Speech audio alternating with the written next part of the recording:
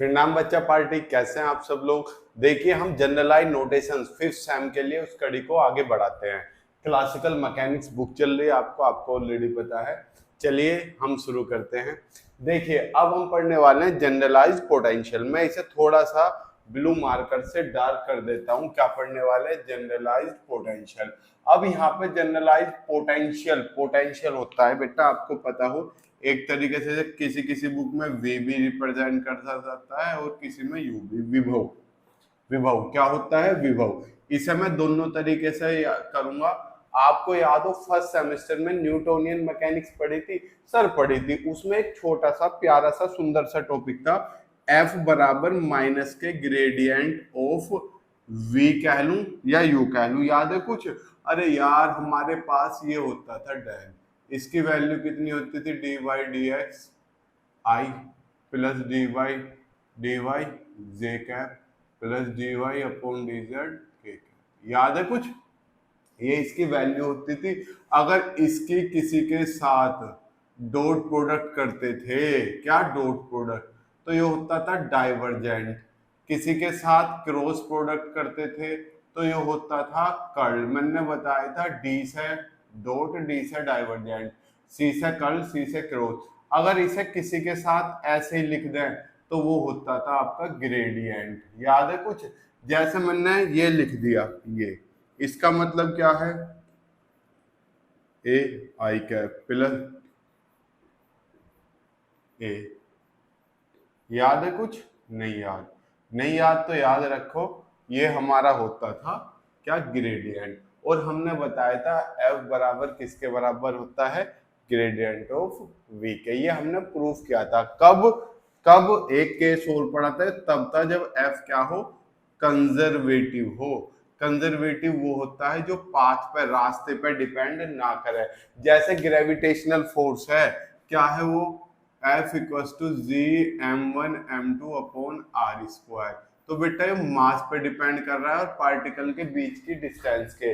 रास्ता कुछ भी हो, चिकना हो, खुरदुरा हो, उससे डिपेंड नहीं कर रहा है। किस पे डिपेंड कर रहा है? इनिशियल पॉइंट पे और फाइनल पॉइंट पे, शुरुआत के बिंदु पे और आखिरी बिंदु पे। अब आप देखो, अगर इसका आप देखो, ये तो था आपका क्या? फोर्स। क्या था? फोर्स। पोटेंशियल क्या होता है बेटा? माइनस के G M M upon R. याद है पोटेंशियल एनर्जी ग्रेविटी में? नहीं याद तो याद रखो। अगर मैं इसका आर के रेस्पेक्ट में डिफरेंशियल कर दूं बेटा, आर के रेस्पेक्ट में हमने क्या पढ़ा? एफ बराबर ग्रेडियंट ऑफ वी। अब v की जगह या u की जगह u वैल्यू रख दो, तो जब इसका आप क्या कर दोगे? ग्रेडियंट का मतलब क्या? डी बाई डी आर, यानी कि एक्स आर किसके बराबर है? एक्स आई cap plus Y J cap plus Z के कैप। एक्स के रेस्पेक्ट में अलग अलग कर दोगे तो यही वैल्यू मिलेगी। आपको ये मैंने अच्छे से कराया हुआ है। जिसे नहीं याद तो अब याद रखना, ठीक है? तो जो हम पोटेंशियल का केस पढ़ने वाले हैं वो दो कंडीशन पे डिपेंड करता है। एक तो फोर्स क्या हो? कंजर्वेटिव। कंजर्वेटिव वो होता है जो पाथ पे डिपेंड ना करे, जैसे ग्रेविटेशनल फोर्स हो गया, इलेक्ट्रोस्टैटिक फोर्स हो गया कूलम वाला। और जो पाथ पे डिपेंड करे, जैसे फ्रिक्शन हो गया, यहाँ कुछ और यहाँ कुछ और, क्या रास्ते पे निर्भर नहीं कर रहा? बिल्कुल कर रहा है, तो वो नॉन कंजर्वेटिव है। संरक्षित तथा असंरक्षित, तो हम दो केस पढ़ेंगे। पहला लिखा हुआ है, क्या है? If the system is conservative, जब सिस्टम आपका क्या हो? कंजर्वेटिव हो, संरक्षित हो, तो आपका पोटेंशियल क्या होगा? कौन सा? जनरलाइज पोटेंशियल क्या होगा? मैं हर बार बोल चुका हूं, ये टर्म थोड़ी सी नॉन अंडरस्टैंडिंग टर्म्स है जो समझ में नहीं आती, तो मैं फिर भी आपको पूरी समझाने की कोशिश कर रहा हूं। अगर फिर भी दिक्कत है तो कमेंट बॉक्स में दिया हुआ है, वहां पे अपना डाउट लिख दिया करें। देखो क्या लिखा हुआ है, if the system is conservative. इसमें लिखा हुआ है, चांद मेरे, इन दिस केस, इस स्थिति में, इस केस में, the force acting on the system, यानी कि सिस्टम पर जो फोर्स एक्ट कर रहा है, can be expressed as gradient of the scalar function v, scalar potential function v। यानी कि जो फोर्स है वो हम स्केलर पोटेंशियल फंक्शन के रूप में रिप्रेजेंट कर सकते हैं। बेटा मार्कर गिर रहा है, इसका मतलब इंपॉर्टेंट है। बचपन में कहते नहीं था बॉल गिर गई, बॉल चुगी, तो इसका मतलब क्या है? ये इंपॉर्टेंट है। तो दैट इज एफ बराबर माइनस के ग्रेडियंट ऑफ वी। यही तो हो गया इसका मतलब, जब कब बल आपका संरक्षी हो। तो इसे हम ऐसे लिखते हैं मैथमेटिकली फॉर्म में, ग्रेडियंट के सिंपल को डेल वी। इसे डिब्बे में बंद कर दो।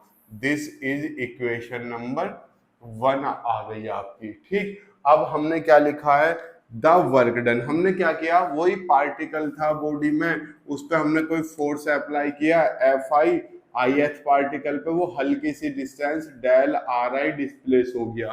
तो वर्क डन कितना होगा, यही तो हमने लिखा है, the work done by the force on the system during an arbitrary displacement del R I of the system is. छोटा सा नन्ना सा प्यारा सा डिस्प्लेसमेंट हुआ, उस दौरान क्या वर्क किया गया, तो वो वर्क क्या होगा, इज। छोटा सा डिस्प्लेसमेंट है तो वर्क भी छोटा सा होगा। ठीक है, अब पूरे सिस्टम की बात कर रहा है, तो पूरे सिस्टम की जब बात करता है तो समीशन, ये तो एक पार्टिकल खिसका था, अब पूरे सिस्टम की बात कर रहा है तो क्या आ जाएगा, समीशन आ जाएगा। समीशन फोर्स, फोर्स की वैल्यू एक पार्टिकल के लिए थी, आई के लिए एफ आई एथ आ जाएगी, फोर्स इनटू डिस्प्लेसमेंट, यही तो होगी, फोर्स इनटू डिस्प्लेसमेंट। एक पार्टिकल के लिए F1 2 के लिए, F2 3 के लिए, F3 ith पार्टिकल के लिए Fi। इसमें कोई समस्या वाली बात नहीं है। समीशन i कहां से कहां तक, 1 से लेकर टोटल हमने मान ली कितने पार्टिकल है बच्चा, n पार्टिकल है। अब मैं क्या करूंगा, समीकरण 1 से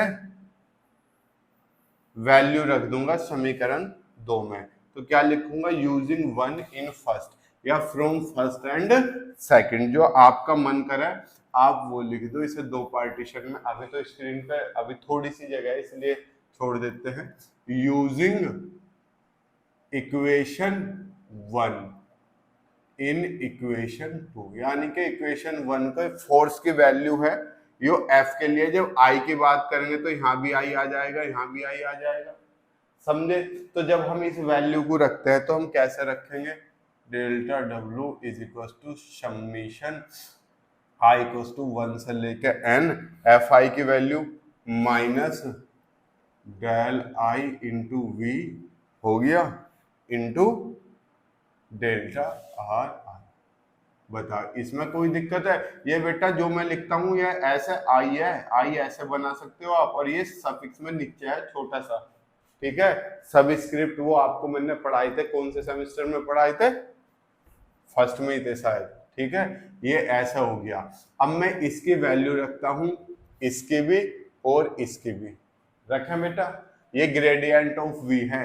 अबे क्या होता है, वो डेल अपॉन डेल एक्स आई कैप प्लस, ये नहीं होता क्या, आया कुछ थोड़ा बहुत जहन में याद, कर्ली छोटी सी वैल्यू के लिए कर्ली बोल देते हैं इसे, मैंने बार बार कहा डेल और कर्ली में कंफ्यूज मत होना। समेशन आई इक्वल्स टू 1 से लेकर n, माइनस तो बाहर लिख लूं, कोई समस्या वाली बात नहीं है इससे। तो अब मैं इसे लिख देता हूं, आई कैप प्लस जे कैप के कैप, और इसके बाहर क्या है v, इंटू आर क्या होता है, एक्स आई cap plus Y J cap plus Z के कैप, यही तो होता है। आर आई क्या होगा बेटा, आई एच पार्टिकल के लिए, तो एक्स भी आई एच पार्टिकल के लिए दिया जाएगा, वाई भी आई एच पार्टिकल के लिए लिया जाएगा, जेड भी आई एच पार्टिकल के लिए जाएगा। अब यो छोटा सा आर है तो एक्स भी छोटा सा होगा, वाई भी छोटा सा होगा, और जेड भी छोटा सा होगा। इसकी वैल्यू रख दे सर, रख दो del X I I cap plus del Y I J cap plus del I, del I नहीं डेल जेड आई के। बेटा ये जो आई जे के है ये रिप्रेजेंट करते हैं ऑर्थोगोनल यूनिट वेक्टर को, लंबकोणीय एकक सदिश, आई कैप जे कैप और के कैप, और ये जो नीचे सफिक्स में आई लिखा हुआ है ये रिप्रेजेंट कर रहा है आई एच पार्टिकल। अब इस v को अंदर ले लूं, इनके साथ सबके साथ आ जाएगा v, तो अंदर आएगा। चलो delta w equal to minus summation I equal to 1 से लेकर n तक आ गया, लिखो del upon V I cap plus V J cap, ये पोटेंशियल है वी बच्चा, प्लस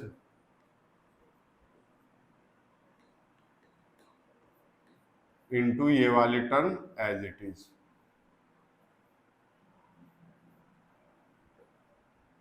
बताओ याद है कुछ? अब बीच में क्या चल रहा है इनके यहाँ पे, वर्क क्या होता है, force dot displacement, F dot R ही तो होता है, यहाँ बीच में डॉट चल रहा है। और जब हम डॉट प्रोडक्ट करते हैं तो बच्चे क्या होता है, आई की आई में, जे की जे में और के की के में, याद है? तो आई वाले की आई में कर दो, जे वाले की जे में और के वाले की के में, is equal to minus summation I equal to 1 से लेकर एन तक कराओ। इसकी इसमें करूंगा, आई डॉट आई तो 1 होता है, जे डॉट जे भी 1 होता है, के डॉट के भी 1 होता है, तो आई वाले की आई में करो, जे वाले की जे में करो, के वाले की के में, इनटू यही तो मिलेगा, प्लस जे वाले की जे में करो,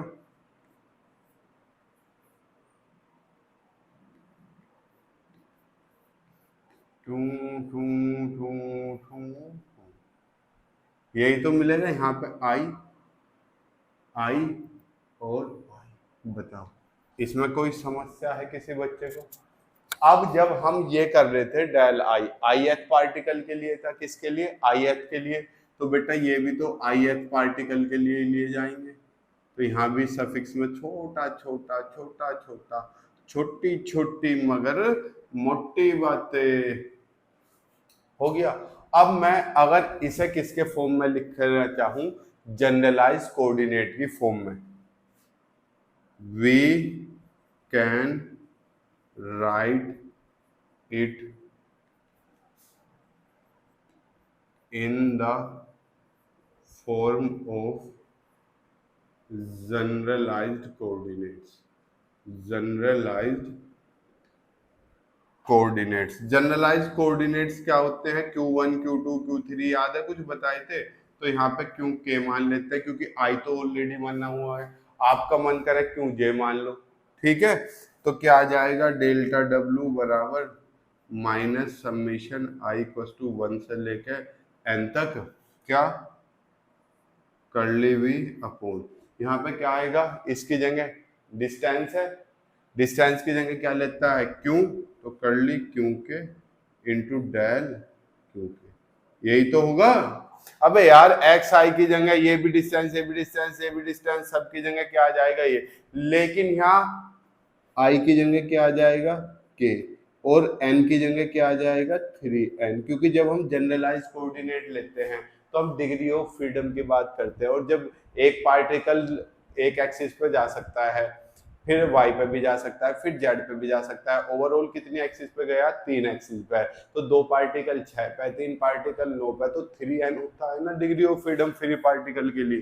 तो k की वैल्यू 1 से अब तक n तक चल रही थी, क्योंकि अभी तक हमने जनरलाइज कोऑर्डिनेट नहीं लिखे, जनरलाइज कोऑर्डिनेट्स में हम लेके चलते हैं डिग्री ऑफ फ्रीडम वाली वैल्यू, तो k की वैल्यू 1 से 3n तक, ये ऐसा आ गया, ये ऐसा आ गया, इसमें तो कोई रॉकेट साइंस वाली बात थी नहीं, फटाफट इसका स्क्रीनशॉट ले लो जितनी जल्दी हो सके। ले लिया? चलो अब हम इसे आगे सोल्व करने की कोशिश करते हैं। इधर का हिस्सा रफ कर दे रहा हूँ बच्चा, ठीक है, ये मैंने हिस्सा रफ किया क्योंकि इधर की साइड अब इसके सॉल्यूशन की क्या पड़ने वाली है जरूरत, थोड़ा सा रह गया, कोई रॉकेट साइंस वाला हिस्सा नहीं रहा। अब देखो मैं क्या कर रहा हूँ, इसे सारे को कलेक्ट करके एक साथ लिखने की कोशिश कर रहा हूँ सिस्टम से, जो आपका रिजल्ट आ जाए। समीशन आई इक्वल टू 1 से लेके 3n तक हो गया, ये माइनस अंदर ले लूं, minus curly V upon curly Q K into delta Q K, हो गया। इसे क्या लिख दूंगा मैं, क्यू के लिख दूंगा, इसे एक वैल्यू मान ली अपने पास से जो हर बार हम मानते हैं, equal to summation I equal to 1 to 3n, ये क्या लिख दिया मैंने सारा, क्यों के मान लिया, बार बार यू लिखने से अच्छा मैं ऐसे लिख लेता हूँ, ठीक है। अब यहां देखो, we know that the product of, किसकी product, force and displacement gives the value of work। ठीक बेटा, वर्क क्या होता है? Force into displacement. ये वाला तो एक्स की जगह ले रहा है वो, एक्स की, वाई की, जेड की, ये क्या होते हैं? सब डिस्प्लेसमेंट। तो ये तो डिस्प्लेसमेंट को रिप्रेजेंट करेगा, तो ये वैल्यू किसे रिप्रेजेंट करेगी? फोर्स को। Hence Q K is equal to minus curly V upon curly Q K. समझे? Represents the generalised force, represents the generalised force. You किसे रिप्रेजेंट करती है टर्म? जनरलाइज्ड फोर्स को। Where V is known as generalised potential. V को ही क्या बोलते हैं? Generalised. दिख रहा नीचे? Generalized potential for a conservative system. दिख रहा है? For a conservative system. लो जी, हो गया खत्म मेरा ये वाला डेरिवेशन। बताओ, तो ये जो आपका वर्क होता है फोर्स इनटू डिस्प्लेसमेंट, भैया डिस्प्लेसमेंट ये है, तो ये टर्म क्या बचगी? फोर्स वाली बचगी। तो ये फोर्स होता है, और इस फोर्स वाली टर्म में जो V आ रहा है, ये V क्या कहलाता है हमारा बेटा? Generalised potential. किसके लिए? किसके लिए? कंजर्वेटिव फोर्स के लिए। स्क्रीनशॉट लो इस पोर्शन का, वो पोर्शन पहले हो चुका है, अब पढ़ेंगे नॉन कंजर्वेटिव फोर्स के लिए। चलिए अब हम पढ़ते हैं for a non conservative system. Non conservative system के लिए, कंजर्वेटिव के लिए हमने ये निकाला अभी 2 सेकंड पहले, ज्यादा इसको समय नहीं हुआ है। अब देखो इसमें क्या है, जब नॉन कंजर्वेटिव फोर्स आता है तो वस्तु पाथ पे भी डिपेंड करती है, लेकिन जब हम किसके पढ़ते हैं? क्लासिकल मैकेनिक्स में, उसमें नॉन कंजर्वेटिव का मतलब आप फोर्स का मतलब लेके चलो, नॉन कंजर्वेटिव फोर्स का वो जो वेलोसिटी पे भी डिपेंड करे। मतलब सर भैया डिस्टेंस को क्यों आई मान रहे थे? सर मान रहे थे, और जब इसका एक बार डिफरेंशियल कर देते थे तो ऊपर डॉट आ जाता था, तो ये क्या बन जाती थी? Generalised velocity. और ये डिस्प्लेसमेंट, जैसे डिस्प्लेसमेंट को नॉर्मल एक्स आई लिखते हैं और नॉर्मल वेलोसिटी को dx बाई dt लिखते हैं, और इसे क्या लिखते हैं? x dot. लेकिन जब हम बात कर देते हैं जनरलाइज कोऑर्डिनेट्स की, तो ये क्यों हो जाता है और ये क्यों डॉट हो जाता है। तो जो आपका नॉन कंजर्वेटिव है उसमें जो पोटेंशियल होता है बेटा क्यू के साथ, ये तो केवल क्यू पे डिपेंड कर रहा है, क्यू के साथ क्यू डॉट पे भी रिप्रेजेंट करता है, तो इस वजह से हम इस वाले पोटेंशियल को यू मान लेते हैं। समझ गए? तो हमने यही बात यहाँ पे लिखने की कोशिश की है। In this case system also depends on generalised velocity, यानी कि सिस्टम जनरलाइज्ड वेलोसिटी पर भी डिपेंड करता है क्यू के डॉट बिसाइड्स क्यू के। क्यू के साथ साथ या क्यू के अलावा क्यू के डॉट यानी कि वेलोसिटी पर भी डिपेंड करता है। क्यू के हम पहले मान चुके, आई भी उससे पहले मान चुके, तो इस बार हम क्यू जे एज्यूम करके चलेंगे। क्या एज्यूम करके चलेंगे चांद मेरे? Q J. ठीक, अब यहाँ देखो, in this case generalised force can be expressed as, इस केस में हम जनरलाइज्ड फोर्स को ऐसे एक्सप्रेस करेंगे। अब देखो वापस से के लिखा हुआ है, के हम पहले कंजर्वेटिव में मान चुके, तो यहाँ पे जे मान लो, यहाँ पे भी जे आ जाएगा, आ जाएगा, यहाँ भी क्या आ जाएगा चांद मेरे? जे आ जाएगा। कोई रॉकेट साइंस वाली बात इसमें है नहीं। ठीक है, तो इस केस में, किस वाले में? नॉन कंजर्वेटिव वाले केस में जो फोर्स का फॉर्मूला आता है ये आता है। सर इसका प्रूफ नहीं पढ़ना आपको, आपको केवल डायरेक्ट फॉर्मूला याद रखना है। तो वेयर यू क्यू के डॉट, यानी कि के की जगह हमने क्या मानना है? जे। आपका जो मन करे वो मान लो, के मान लोगे तो भी कोई दिक्कत नहीं है। तो ये जो यू है ना, यू, ये जो यू है, ढंग से बना दूं, ये जो यू है ये, और ये वाला यू, ये यू जो है, ये क्या कहलाता है बेटा? वेयर यू जो क्यूजेड दोनों पे रिप्रेजेंट करता है, डिपेंड करता है, is known as velocity dependent. देखो वेलोसिटी पे डिपेंड करने वाला generalised potential for a non conservative force, non conservative force के लिए फोर्स क्या, यहाँ पे क्या लिखो, फोर्स क्या, हेडिंग हमने क्या डाल लिया, सिस्टम, तो नॉन कंजर्वेटिव सिस्टम। लो जी, आपका क्या हो गया, जनरलाइज पोटेंशियल भी हो गया। हमारे पास कुल मिला के कितनी जनरलाइज नोटेशन है बेटा, कुल मिला के हमारे पास बहुत सारी जनरलाइज नोटेशन है। कौन कौन सी, 6। पहली थी आपकी डिस्प्लेसमेंट, जनरलाइज डिस्प्लेसमेंट, दूसरी थी वेलोसिटी, तीसरी थी आपकी एक्सीलरेशन, तीनों एक वीडियो में करी। फिर हमने पढ़ा आपका इससे पहले वाली वीडियो में जनरलाइज्ड मोमेंटम, सॉरी फोर्स, उससे पहले जनरलाइज्ड मोमेंटम, और ये क्या है, जनरलाइज्ड पोटेंशियल। तो 6 की 6 नोटेशंस पूरी होगी। मैं भी देख लेता हूँ बच्चा अगले सिलेबस में मतलब क्या टॉपिक रह रहा है, देखने की कोशिश करता हूँ मैं। हाँ, स्पेक्ट्रोस्कोपी आ रही है, ये तो खुल के आ जाओ। आगे क्लासिकल मैकेनिक्स, आपके मेरे सामने आपका सिलेबस है, ये रहा। आप सिलेबस ध्यान से देखो, मैं सिलेबस के अकॉर्डिंग पढ़ाता हूँ। अगर आपको नहीं दिख रहा तो आप हमारी इसकी सिलेबस की वीडियो देख सकते हैं। देखो पहला टॉपिक क्या है, कॉन्स्टेंट। दूसरा क्या है, इसकी डेफिनेशन, क्लासिफिकेशन, एग्जाम्पल कर चुके। डिग्री ऑफ फ्रीडम कर चुके, कॉन्फिगरेशनल स्पेस कर चुके, कॉन्स्टेंट सिस्टम कर चुके, force of constant and constant motion कर चुके, जनरलाइज कोऑर्डिनेट्स कर चुके, ट्रांसफॉर्मेशन इक्वेशन कर चुके, जनरलाइज नोटेशन एंड रिलेशन कर चुके। अब क्या है, principle of virtual work and D Alembert's principle. मैं जो सिलेबस में है ना, आपके जो गवर्नमेंट ने सिलेबस दिया है बिल्कुल उसके अकॉर्डिंग पढ़ाता हूँ। सर आप कौन सी बुक फॉलो करते हैं, बेटा बुक में मिक्स खिचड़ी बनी हुई होती है। मैं केवल जो सिलेबस है उसके अकॉर्डिंग टॉपिक्स लेके चलता हूँ, और वही टॉपिक्स हम क्या कर रहे हैं, कवर कर रहे हैं। जैसे ही principle of virtual work and D Alembert's principle खत्म होगा, आपकी क्या चल जाएगी, सेकंड यूनिट लैग्रांजियन फॉर्मेलिज्म चल जाएगी, सेकंड यूनिट। ठीक, हम मेरा मानना है थोड़ा पढ़ो लेकिन सॉलिड पढ़ो। जैसे ही आपकी सेकंड यूनिट चलेगी उसके साथ साथ आपकी स्टैटिस्टिकल फिजिक्स भी हम चलाने स्टार्ट कर देंगे। मिलते हैं आपसे नेक्स्ट क्लास में, तब तक के लिए जय हिंद, जय भारत।